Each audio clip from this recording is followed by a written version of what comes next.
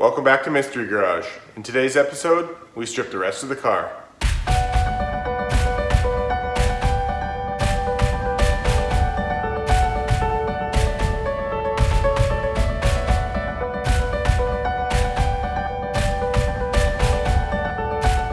Alright, there's lots to do today. Let's not waste any time.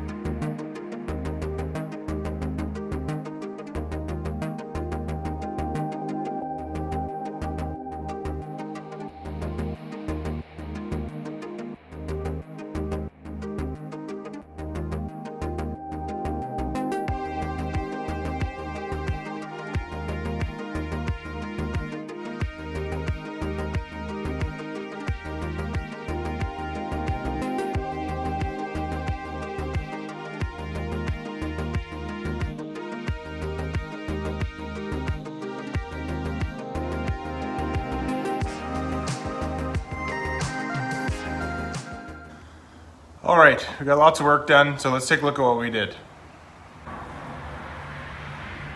As you can see here, we ended up stripping the bay, we took off the booster, all the wiring's out, as well as we cleaned up all the fuel lines and brake lines. There still is 2 brake lines there, which I'm going to pull out shortly, but I'm going to lift the car up a little higher first. Into the interior, took off most of the panels, all the seat belts, all that kind of thing. We've also gone into the front here and removed all the wiring, basically all the pedal assembly, except for the gas pedal, which I'll take off in a little while. All the underfloor deadening stuff that was all broken and cracked up anyways, so I removed all that, as well as we went and removed the rear beam and all the associated parts that go with it. So now that we've gotten to this point, I decided to go into the history books and resurrect these 2 beams I made a long time ago. And I'm going to show you kind of how I set those up and how I use those, because I'm going to put this car on them. And I end up using these sawhorses. So what's going to happen now is that to continue to work on this car and work on the underbelly and all that kind of thing, I'm going to lift it up a little higher.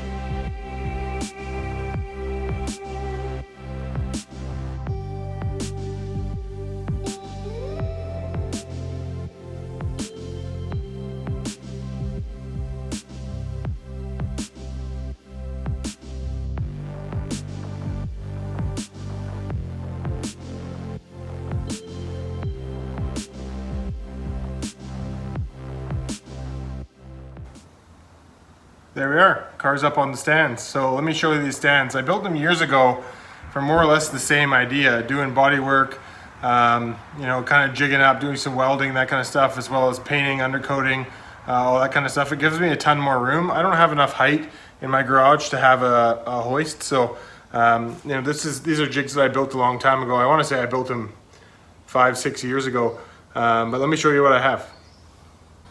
So this setup is way overbuilt for what it is, but these are like 1,200 pound or more sawhorses. They're steel, and they're actually height adjustable. I can go higher, but this is more than high enough. And what I built was a square tubing jig that grabs the jack point on this side, crosses all the way over, and grabs the same point on the other side. And then it does something similar in the back with some of the body, the factory body mounts that used to be used at the factory when it was built. It grabs this one and across to the other side to grab the other one. Show you that there. So in doing that, it gives me the ability, you can see, for my creeper chair, I can sit it here and I can actually do work along the edges. I can go underneath the car with tons of room. You can see underneath the car now. At some point I'm going to drop the tank, make sure everything's clean up there. I'm going to undercoat everything again before I make this car roadworthy. And then we're going to get into all these wheel wells, make sure we get all that sorted up. It gets the car up nice and high. It's super stable. You might think, oh, this is rickety. It's not even in the slightest. I'm shaking it pretty hard and it's barely even moving. So anyway, you can see how high that is now. That'll give me great opportunity to get in there and clean everything up. because the next task that I talked about in the last video that I want to tackle is starting to clean up these arches, getting into the engine bay here. We're going to start making a bunch of choices. All right, I had a chance to clean up the shop, got the front end thrown back on. I have to say, seeing this again, I'm pretty excited about getting to work on it like this. It makes it so much easier. It's so much easier to access the harder to reach spots. It makes the job a lot more fun to kind of get into and get all the nooks and crannies all cleaned up. All right, that about wraps it up for today. I apologize, most of this episode was probably in time lapse just because it's all the work we need to get done. It's not all that exciting stuff, but rather than watching it in regular time, figure I'd fast forward through a lot of that stuff for you guys. You can watch the general idea and the work that needs to get done, but not have to sit through it all and have it all be real painful. But I'm excited in the way it's sitting right now. We can get a lot done in the coming weeks. Continue to strip it down. Like I said, I want to get underneath the car. I want to do the interior floors. I want to do the front bay, but to really focus down, next episode we are going to tackle that bay entirely. We've got to get in there and figure out what we want to keep, what we don't want to keep, cut off some of the bracketry and that sort of stuff, really clean up that bay and get ready for the swap. We're going to weld on that front end. Finally, we're going to get to cleaning up the inner fender wells, both sides, strip it all down, get it all coated and ready to keep really progressing forward with this car. But thanks again for watching this week. I really appreciate it. Really thank you to everybody who subscribed to this channel. It's really a lot of fun watching the channel grow and seeing all the positive comments and the questions people have and the insight to their builds. And people have been messaging me on both Instagram and YouTube. It's great to see all the positive feedback and the interest in their own builds and the questions they have about theirs. So keep them coming, guys. Really appreciate it. Until next time, take care.